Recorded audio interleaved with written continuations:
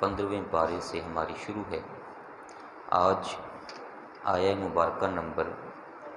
32 سے لے کر آیہ مبارکہ نمبر 46 تک تلاوت کی گئی ہے۔ پچھلے جو آیات گزری ہیں ان میں آپ نے سماعت فرمایا تھا، جو کل کا درس گزرا اس میں کافر یہ چاہتے تھے کہ آپ صلی اللہ علیہ وآلہ وسلم ان صحابہ کرام علیہم رضوان کو اپنے پاس سے دور کر دیں جو ظاہری طور پر مال نہیں رکھنے والے تھے۔ تو اللہ پاک نے پھر وہاں بھی ان کو جواب دیا۔ اب مزید ارشاد باری تعالیٰ ہوتا ہے کہ یہ مال رکھنے والا بندہ، ظاہری دنیا کا مال رکھنے والا اور دنیا کا مال نہ رکھنے والا بندہ، ایسے دو بندے پہلے گزر چکے ہوئے ہیں، ان کی مثال ان کے سامنے بیان کیجیے۔ اب وہ مثال کیا ہے وہ ذرا یہ سارے اللہ تعالیٰ خود بیان فرماتا ہے، ترجمہ ہم کرتے جائیں گے تو مثال بھی واضح ہوتے جائے گی۔ فرمایا وَاضْرِبْ لَهُم مَّثَلَ الرَّجُلَيْنِ، دو بندوں کی مثال ان کے سامنے بیان کیجیے۔ جَعَلْنَا لِأَحَدِهِمَا جَنَّتَيْنِ، ان دونوں میں سے ایک کو ہم نے دو باغ عطا فرمائے ہوئے تھے۔ دو باغ کس چیز کے؟ من اعناب، خود انگوروں کے دو باغ تھے۔ وَحَفَفْنَاهُمَا بِالنَّخْلِ، اور ان باغوں کے ارد گرد کھجوروں کے بڑے بڑے درخت لگا کر ان انگوروں کے باغوں کو ہم نے ڈھانپ لیا ہوا تھا۔ وَجَعَلْنَا بَيْنَهُمَا زَرْعًا، اور ان باغوں کے درمیان نیچے زمین پر وہ شخص بیج ڈال کر کھیتی بھی اگا لیا کرتا تھا۔ یہ انگور کی بیل چونکہ اوپر چڑھ جایا کرتی ہے تو اس نے وہ چھپر لگا کر چھوٹے چھوٹے اوپر، تو وہ اوپر بیلیں اوپر چڑھا دی ہوئی تھیں اور نیچے وہ کھیتی باڑی کر لیا کرتا تھا۔ اور ان انگوروں کے باغوں کی جو چاروں طرفیں تھیں وہاں کھجوروں کے درخت لگا کر اس نے بہت زبردست قسم کے یہ باغ بنائے ہوئے تھے۔ اور اللہ پاک فرماتا ہے یہ حقیقت میں سارا کچھ ہم نے کیا ہوا تھا، کر وہ رہا تھا نیچے، لیکن ان کو پھل دینے والا، بہار دینے والا، تازہ رکھنے والا،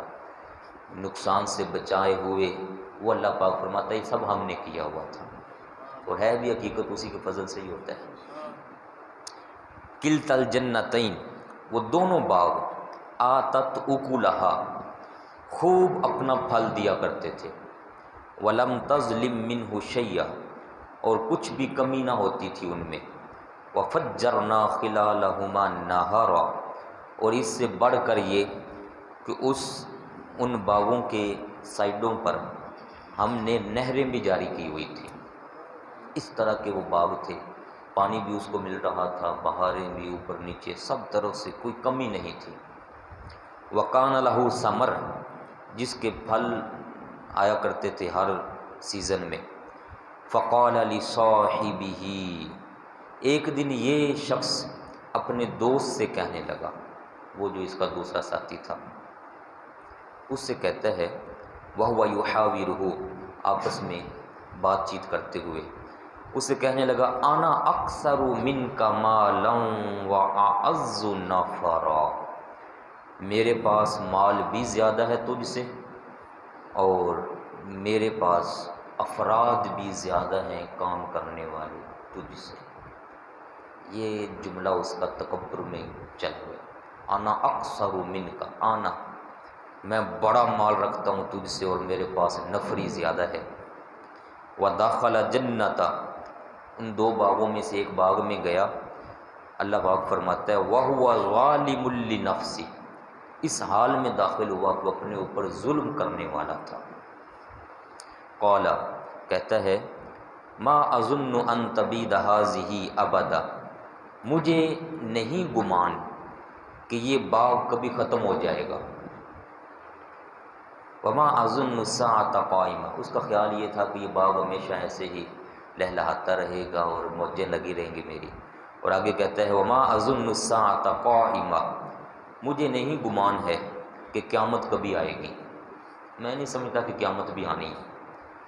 وَلَا اِرُدِدْتُ إِلَىٰ رَبِّي، اور اگر آ بھی گئی قیامت، لَأَجِدَنَّ، اور میں اپنے رب کی بارگاہ میں لوٹا دیا گیا، لَأَجِدَنَّ خَيْرًا مِّنْهَا مُنْقَلَبًا،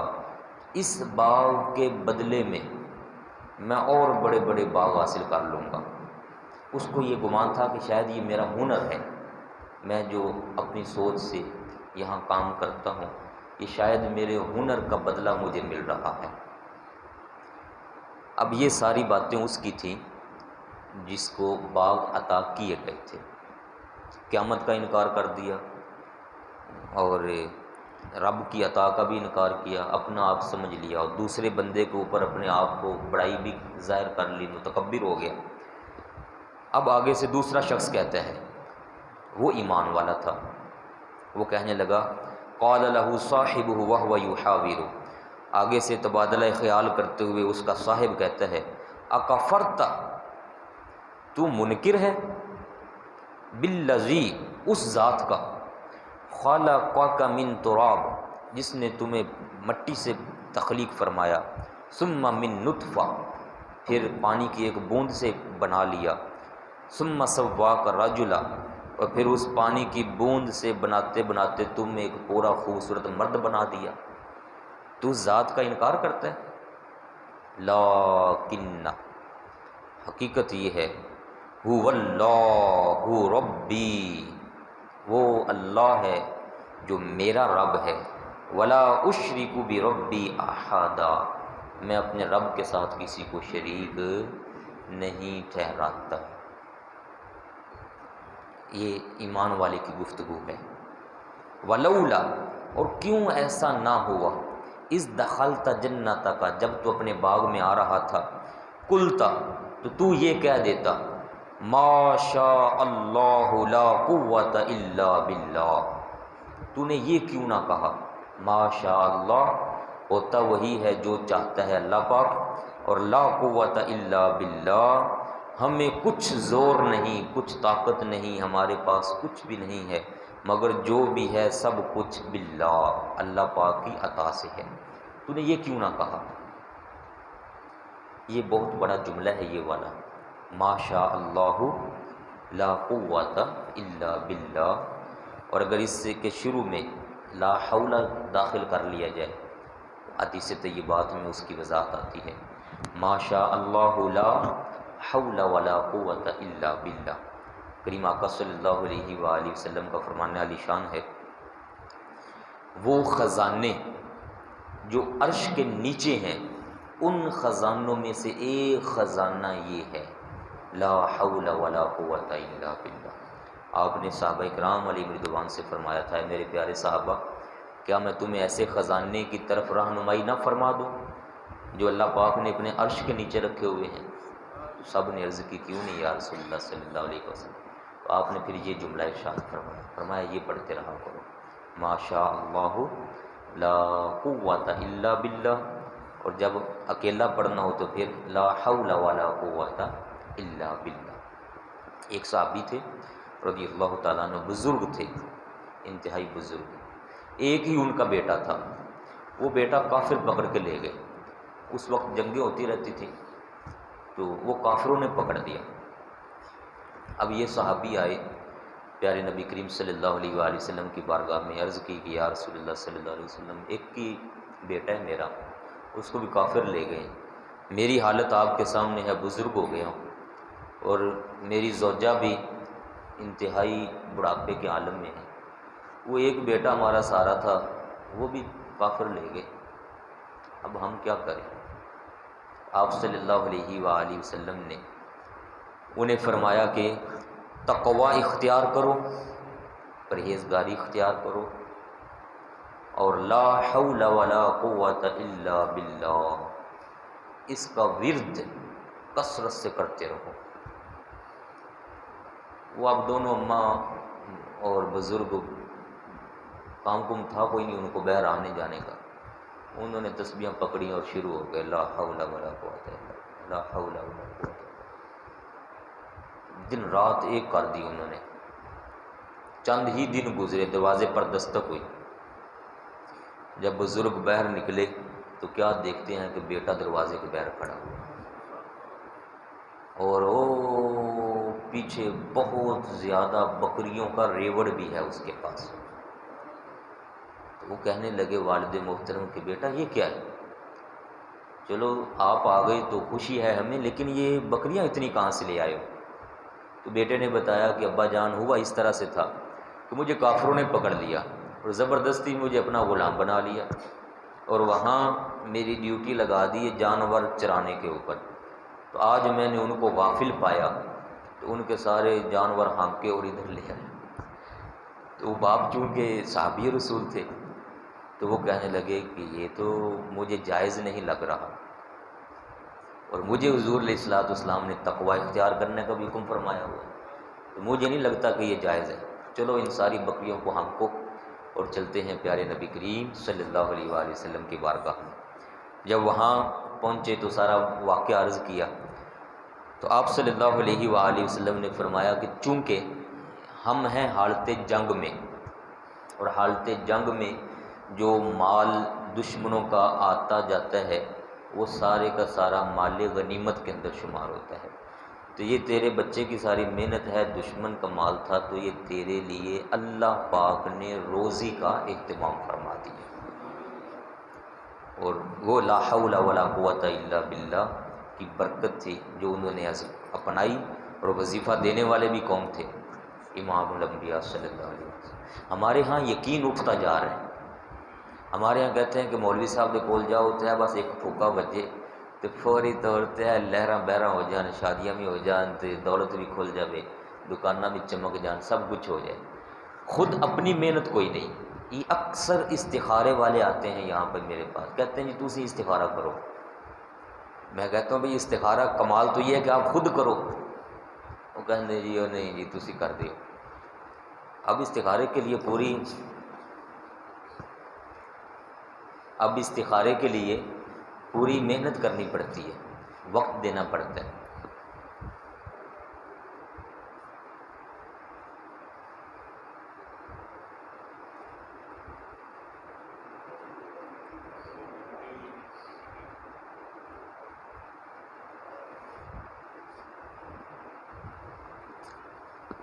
اب استخارے کے لیے محنت کرنی پڑتی ہے، جو صحیح استخارہ حدیث طیبات سے ملتا ہے۔ تو کہتے ہیں نہیں تسی کر کے دیو استخارہ۔ میں اکثر کہتا ہوں یار آپ خود محنت کر لو تھوڑی سی، کہتے ہیں نہیں تسی کرو۔ بھائی میں پھر جب کر دیتا ہوں تو پھر کر دیتا ہوں، لیکن اصل رزلٹ تب آتا ہے جب بندہ خود محنت کرتا ہے۔ تو تھوڑی استقامت ہونی چاہیے، تسلسل جب کسی بھی چیز میں قائم رہتا ہے تو اس کا رزلٹ اللہ پاک دکھا دیتا ہے۔ بابا جان سرکار اکثر فرمایا کرتے تھے کہ یہ پانی، یہ ہوتی ہے نا ٹوٹی، اس ٹوٹی کے اندر سے پانی کا ایک قطرہ اگر وہ مسلسل گرتا رہے تو نیچے کتنا ہی پکا فرش کیوں نہ ہو وہ اس فرش کے اندر بھی سوراخ کر دیتا ہے، اور ویسے چاہے بڑی ٹینکی بھری ہوئی ہو یکدم گرا دو تو فرش کو کچھ بھی نہیں ہوگا، پھیل جائے، لیکن وہ ایک قطرہ مسلسل گرتا نیچے سوراخ کر دے گا، پانی کا قطرہ۔ تو یہ جو تسلسل ہوتا ہے بندے کی زندگی میں یہ قائم رہنا چاہیے، استقامت ہونی چاہیے، تب جا کے اللہ پاک اس کا جو اصل رزلٹ وہ بھی عطا فرماتے۔ تو یہ وظیفہ بہت بڑا ہے، ماشاء اللہ لا قوت الا باللہ۔ جب یہ پڑھنا ہو تو پوری آیت اسی ہی طرح پڑھے، اور جب علیحدہ وظیفہ کرنا ہو تو پھر لا حول ولا قوت الا باللہ اس کو اپنی زندگی میں شامل رکھیں۔ کاروبار کے لیے، گھر کی ضروریات کے لیے، محتاجی سے نکلنے کے لیے، قرض کی ادائیگی کے لیے، یہ کافی سارے فوائد اس کی وجہ سے اللہ پاک عطا فرماتا ہے۔ تو اب وہ صاحب کہتے ہیں ان تارانی، اگر تیرا یہ خیال ہے انا اقل منک مالا و والدا، کہ میرا مال بھی کم ہے، میرے پاس نفری بھی کم ہے، بچے بھی میرے کم ہیں، اگر تیرا یہ خیال ہے جیسے تو میرے اوپر بڑائی ظاہر کرتا ہے تو سن، فَعَصَىٰ رَبِّ أَن يُؤْتِيَنِي خَيْرًا مِّن جَنَّتِكَ، میرا رب قادر ہے اس بات پر کہ تیرے اس باغ سے بہتر مجھے باغ عطا فرما دے، وَيُرْسِلَ عَلَيْهَا حُسْبَانًا، اور تیرے اس باغ کے اوپر بجلیاں بھیج دے، من السماء، آسمانوں سے کڑکتی بجلیاں آ جائیں، فتصبح صعیدا زلقا، اور یہ تیرا سارا باغ چٹیل میدان بنا دیا جائے، انگور بھی ختم، کھجوریں بھی ختم، نیچے سے بھی ختم، اور پانی جو تو اتراتا ہے، او یصبح ماؤہا غورا، اللہ پاک زمین کو حکم دے دے تو یہ سارا پانی زمین نیچے کھینچ کے لے جائے، فلن تستطیع لہ طلبا، پھر تجھے ہرگز طاقت نہیں ہوگی اس کو روک سکنے کی۔ کر سکتا ہے یہ؟ بہت بڑی تبلیغ اس بھائی نے کی، اور صحیح ڈرایا ہے کہ اترا مت اپنے اس دولت پر، اللہ پاک قادر ہے کہ وہ اوپر سے ہواؤں کو بھیجے، بجلیوں کو بھیجے، سب ختم ہو جائے اور پانی نیچے چلا جائے۔ وَأُحِيطَ بِثَمَرِهِ، ایک دن ایسا آ گیا کہ اس کے سارے باغ کو گھیر لیا گیا، ہر طرف سے ہوا آئی تھی اس باغ پر، ہوا بس ایسے کر کے چلی، گرم اتنی تھی وہ ہوا کہ وہ درختوں کو جلاتی ہوئی راکھ بنا کے چلی گئی، بلوں کو راکھ بنا دیا اس نے، فَأَصْبَحَ يُقَلِّبُ كَفَّيْهِ، سب میدان بن گئے، اب وہ اپنے ہاتھوں کو ملتا پھرتا ہے ایسے، فَأَصْبَحَ يُقَلِّبُ كَفَّيْهِ، اپنے ہاتھ پلٹتا تھا اپنے ہاتھ کے اوپر ہی، عَلَى مَا أَنفَقَ فِيهَا، وہ جو پہلے خرچ کر چکا تھا اس پر بھی کف افسوس ملتا رہ گیا، وَهِيَ خَاوِيَةٌ عَلَى عُرُوشِهَا، اور وہ جو اس نے باڑیں لگائی ہوئی تھیں یا چھوٹے چھوٹے چھپر بنائے ہوئے تھے، وہ سارے کے سارے چھپر نیچے گر گئے، وَيَقُول، اور اب کہتا ہے، یا لیتنی، کاش، لم اشرک بربی احدا، میں اپنے رب کے ساتھ کسی کو شریک نہ ٹھہراتا۔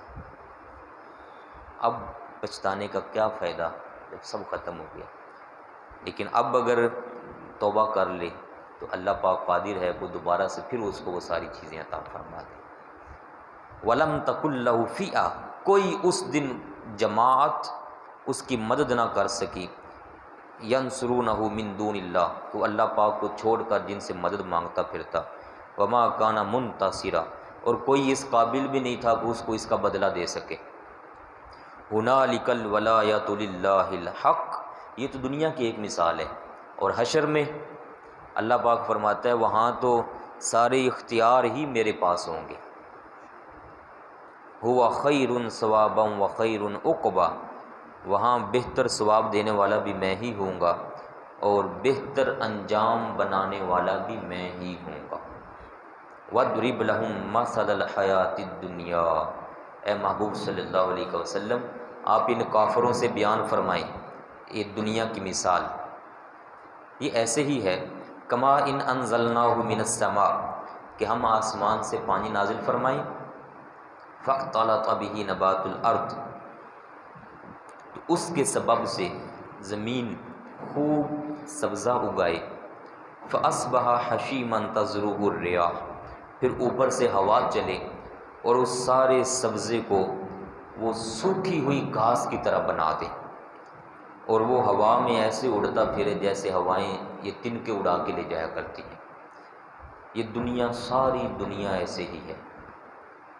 وَقَانَ اللَّهُ عَلَىٰ كُلِّ شَيْءٍ مُقْتَدِرًا،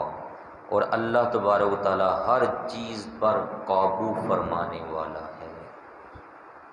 یہ پرسوں کی بات ہے، میں گیا ہوا تھا گلاب دیوی ہاسپٹل، وہاں ایک قاری صاحب ہمارے دوست ہیں، وہ بیمار ہیں، تو مجھے دیکھ کے رونے لگے۔ دو تین باتیں انہوں نے کی، ایک بات یہ بھی انہوں نے کی، وہ گجرانوالے کے رہنے والے ہیں، کہتے ہیں کہ یار میرے بڑے وہاں کے دوست بھی ہیں، بڑے یار ہیں میرے، بڑے قاری بھی ہیں، بڑے علامہ فامہ بھی میرے بیلی ہیں، بڑے مقتدی بھی ہیں میرے ایسے جو بڑے صاحب ثروت ہیں، 5 دن سے میں یہاں پڑا ہوں، کوئی ایک بندہ بھی مجھے پوچھنے کے لیے نہیں، 60 سال ہو گئے ان کو، 30 سال شاید، یہ پتہ 29 سال کہہ رہے تھے، ان جیسا میرے ذہن سے نکل گیا، اتنی دیر ہوگی، کہتے میں وہاں امامت کر رہا ہوں، 5 دن ہو گئے مجھے پوچھنے کے، گلاب دیوی میں پڑے ہوئے، کہتا ہے اوپر سے یہ ہاسپٹل سرکاری ہے، مجھے یہاں پوچھتا ہی کوئی نہیں، ڈاکٹر آتے ہیں مجھے دیکھتے ہیں، وہ فائل چیک کرتے ہیں، لکھ کے پتہ نہیں کہاں غائب ہو جاتے ہیں۔ یہ میرا شریف سا بیٹا ہے، بیٹا انہوں نے وہاں بیٹھا ہے، کہتے ہیں یہ میرا بیٹا ہے، یہ ڈاکٹروں سے بات کرنے کے لیے جاتا ہے تو کہتے ہیں ان کی چال اتنی تیز ہے کہ یہ ان کے پیچھے پہنچ ہی نہیں پاتا، پتہ نہیں ان کو کیا ہے، ایسے دوڑ کے نکل جاتے ہیں ڈاکٹر۔ 5 دن ہو گئے پڑا ہوں، تو مجھے کہنے لگے کوئی پوچھنے نہیں آ رہا اب مجھے، تو ایسی کافی ساری باتیں کی انہوں نے۔ بیچ میں ایک بات یہ کہنے لگے کہ میں 5 مرتبہ اس کیفیت میں جب میری آنکھ لگتی ہے تو مجھے میدان حشر دکھایا گیا ہے، 5 مرتبہ ایسے مجھے میدان حشر دکھایا گیا ہے، اور مجھے یہ دکھایا گیا ہے کہ وہاں صرف اور صرف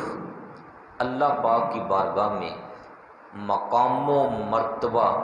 اگر کسی کا ہے تو وہ صرف اور صرف پیارے نبی کریم صلی اللہ علیہ وآلہ وسلم۔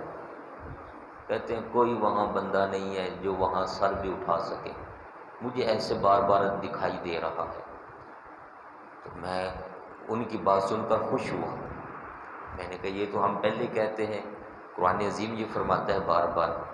کہ میدان حشر میں اللہ پاک نے سارے مقام شفاعت بھی اور مقام محمود بھی اللہ پاک نے نبی کریم صلی اللہ علیہ وآلہ وسلم کو عطا فرمایا۔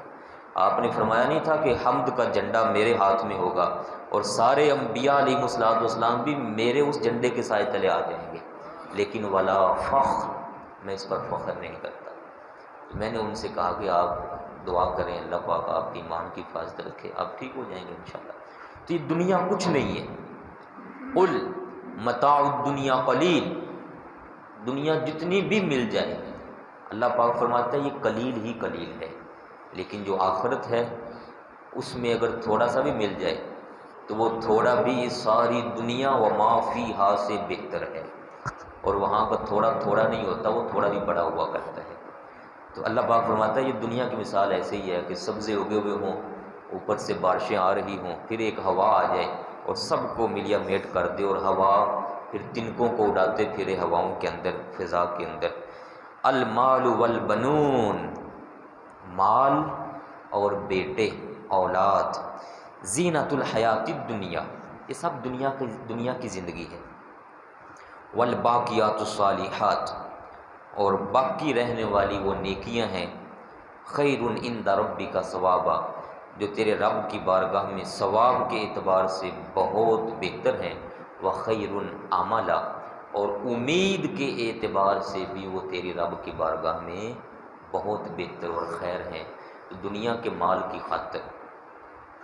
وہ اس طرح کے کوئی اشعار بھی لکھے ہوئے ہیں، جنہ لئی تو پاپ کمائے، کتھے گئے آج تیرے گھر دے، میاں صاحب کے شاید یہ اشعار آتے ہیں۔ جب بندہ فوت ہو جاتا ہے نا تو سگا بیٹا غسل نہیں دیتا، سگا بیٹا غسل نہیں دیتا اپنے باپ کو، مولوی صاحب کو بلا کے نا، غسل کیوں نہیں دے رہے اپنے ابا جان کو؟ یہ وہی والد ہیں جو تجھے نہلایا کرتے تھے بچپن میں، آج تو کیوں غسل نہیں دیتا؟ کہتے جی میں نے غسل دینا والی نہیں آ رہا۔ میت کو غسل دینے کا کون سا طریقہ ہے؟ زندہ بندے غسل کرتے ہیں نا جی، جو زندہ غسل کرتے ہیں صحیح غسل، وہی غسل میت کا غسل ہے۔ بس تھوڑا سا ہوتا یہ ہے کہ وہ جو کروٹیں چینج کرنی پڑتی ہیں نا ادھر ادھر، بیٹا وہ بھی گوارا نہیں کرتا کہ اپنے والد محترم کی کروٹ کو ذرا چینج کر کے اس کو مل کر غسل ہی دے دے، ہاتھ بھی نہیں لگاتے۔ ڈردے مارے ہاتھ نہ لاؤندے، ڈردے مارے ہاتھ نہ لاؤندے، جنہ لئی تو پاپ کمائے، کتھے گئے تیرے گھر دے، ڈردے مارے ہاتھ نہ لاؤندے۔ اس کے آگے بھی کوئی میاں صاحب نے فرمایا ہوا ہے، اور اینڈ پہ آتا ہے کہ جاندی واری ڈرونا بنیو، جاندی واری، آتے ہیں شعر آپ کو یہ نہیں؟ جاندی واری ڈرونا بنیو، ہاتھ نہ لاؤندے ڈردے، یہ پورا ہو گیا۔ جاندی واری ڈرونا بنیو، ہاتھ نہ لاؤندے ڈردے، جنہ لئی تو پاپ کمائے کتھے گئے آج تیرے گھر دے، جن کے لیے دھوکہ دیا، فراڈ کیا، سود لیا، رشوتیں لیں اور سب کچھ تہس نہس کر ڈالا، اپنی دنیا خراب کر لی، آخرت خراب کر لی، مرتے وقت تو کہتے ہیں انہیں کیتا سی جو کیتا سی، انہیں کیتا سی۔ مر گیا نا ڈاکٹر امجد، آپ پیچھے سے بچے کہتے ہیں جی سان دتا سی تسی پیسہ، اینوں دتا سی نا، لو اندے کولوں، چکو قبر چو کڈو، مارو جو کرنا ہے کرو، اسی بیٹھے ہیں کینیڈا موجاں کر دے، بس کر لو اینوں جو کرنا ہے کر لو۔ اللہ پاک یہ فرماتے ہیں المال والبنون، مال اور اولاد یہ سب زینت الحیات الدنیا، یہ دنیاوی زینت اس سے اپنائی جا سکتی ہے، لیکن آخرت میں یہ کام آنے والے کوئی نہیں ہے۔ لیکن اگر مال اچھا ہو، حلال کا کمایا ہوا، رب کی بارگاہ میں خرچ کیا جائے، اچھی جگہ پر خرچ کیا جائے، اپنی اولاد کو رب کی بارگاہ میں لگایا جائے، تو اللہ پاک نے یہ بھی فرمایا ہوا ہے کہ پھر وہ اولاد بھی کام آئے گی میدان حشر میں، اور وہ مال بھی کام آئے گا۔ لیکن شرط یہ ہے، ایک حدیث پاک میں آتا ہے کہ ایسا شخص جس کی اولاد زیادہ ہے، ذرائع آمدنی کم ہے، لیکن وہ شخص حرام نہیں کماتا، محنت کرتا ہے، اپنی اولاد کے منہ میں جو بھی لقمہ ڈالتا ہے وہ حلال ہی کی محنت کا ڈالتا ہے، چاہے تھوڑا ڈال لے، تو کریم آقا صلی اللہ علیہ وآلہ وسلم فرماتے ہیں ایسے بندے کو اللہ تبارک و تعالی میدان حشر میں اپنے عرش کا سایہ عطا فرما دے گا، اس کو حشر میں کھڑا ہی نہیں ہونے دیا جائے گا جہاں پر دھوپ ہوگی۔ اللہ پاک فرمائے گا تو نے بڑی محنت کی دنیا کے اندر، ہمارے احکامات پر چلتا رہا، حرام نہیں کمایا، اب اس دھوپ سے نکل کر تو آ اور ہمارے عرش کے سائے میں اس جگہ پر اسے ٹھہرایا جائے گا جہاں انبیاء علیہ السلام اور صالحین، اولیاء کرام اور شہداء اعظام موجود ہوں گے۔ یہ حلال کمانے والے بندے کی ہے۔ ہمیں چاہیے میرے پیارے بھائیوں توجہ رکھیں، یہ دنیا کا مال اترانے کے لیے نہیں ہے، بلکہ یہ زندگی گزارنے کے لیے ہے، اور اس میں حلال کی کوشش کریں۔ اللہ تعالی ہمارا حامی و ناصر ہو۔ جھوٹ اس وقت بڑا عام ہو گیا ہوا ہے ہمارے معاشرے میں۔ یہ ابھی وہ قاری صاحب بیٹھے ہوئے ہیں، انہوں نے نئی دکانیں شروع کی ہے، آپ میں سے کئی بھائیوں کو علم ہوگا، یہ پیچھے انہوں نے نئی دکان ڈالی ہے قاری عبدالقدوس صاحب نے برتنوں کی، تو یہ روزانہ آ کے مجھے بتاتے ہیں وہ سیل مین نئے ان کو ٹکر رہے ہیں، سیل مین نئے کہتے ہوئے ایک دن فلاں مینو چرب زبانی بچ پھنسا کے لے گیا، دوجے دن فلاں لے گئے تھے، آج کل مجھے بتا رہے ہیں کہ وہ پتہ نہیں کوئی الفیاں بیچنے والا مجھے کوئی 3-4 ہزار کی وہ نقلی الفیاں بیچ کے چلا گیا، اب انہوں نے سنبھال کے رکھی ہوئی ہیں، ان کا بچہ ماشاءاللہ کہتے ہیں کہ وہ بھی کہتا ہے کہ نقلی چیز نہیں ہم نے بیچنی۔ تو یہ کہتے ہیں جو بندہ فیلڈ میں جاتا ہے نا وہ سمجھتا ہے کہ جھوٹ اتنا ہماری قوم کے اندر بھر گیا ہوا ہے، اللہ ماشاءاللہ چنگے لوگوں کو نکال کے، اکثر جو ہے معاشرے میں تباہی برپا ہو چکی ہوئی ہے، اور جب مرنا ہے، مرنا بھول گئے نا، اصل میں موت یاد ہوگی بندے کو تو وہ پھر اس طرف نہیں جائے گا۔ اللہ تعالیٰ ہم سب کو اپنی آخرت کے لیے اچھے عمل کرنے کی توفیق عطا فرمائے، اور جو دیا ہوا ہے اللہ پاک نے، میں اس پر عرض کروں گا کبھی بھی تکبر نہ آنے دیں اپنے سینے میں، جھک جائیں، ماشاء اللہ لا حول ولا قوت الا باللہ پڑھیں، یا اللہ جو ہے تیرے فضل و کرم سے، اور مزید مانگے انشاءاللہ وہ ضرور عطا فرمائے گا۔ بسم اللہ الرحمن الرحیم۔